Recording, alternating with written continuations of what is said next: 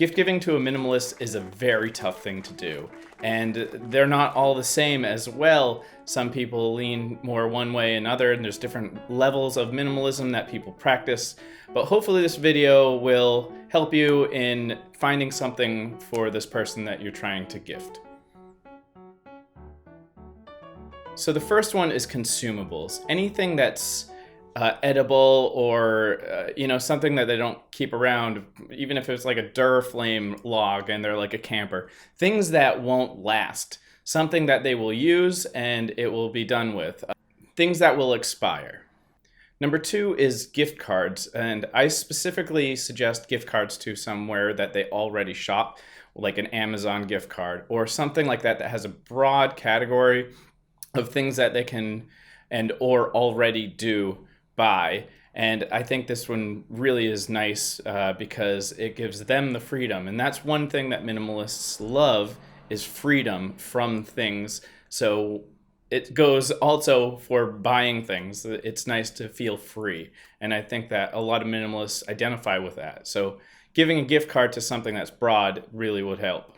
Like tickets to a show or something like that. Like if they're the type of person to go to an opera, then that would be a crazy awesome ticket. Or even if it was just a band that they love, that would be really awesome as well. Another good gift would be something like a massage or a spa day or like a mani-pedi or something, depending on the person, that this could really fit who they are and they wouldn't be burdened with a thing. So let's say they have an event coming up. Let's say they're getting married, for instance.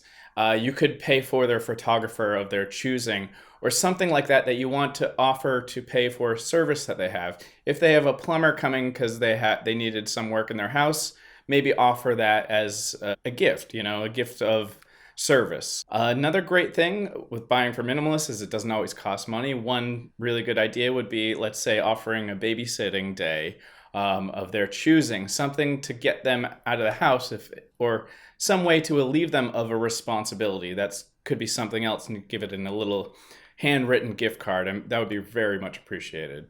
Another example of that would be like cooking for them, or giving them a nice dinner, like specifically in their honor.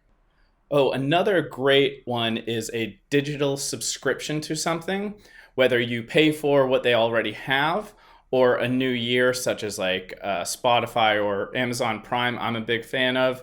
They probably already have Netflix, so you could offer a year of Netflix. Things like that again won't add an element into their life. This is probably the safest bet if you wanted to get them a thing, is some kind of a flower or a plant. I don't know a minimalist that doesn't love plants. Like, it's kind of the one item that I feel is pretty universal to most minimalists that I know. It's a plant, and when they're done with it, they can give it away easily or plant it, whatever the case may be. I just think that it's always a good idea.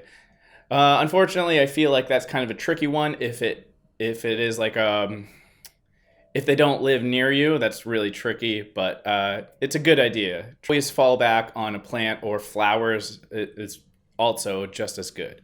Now, this one's particularly nice because I feel like it really suits, let's say somebody is an active duty overseas or something.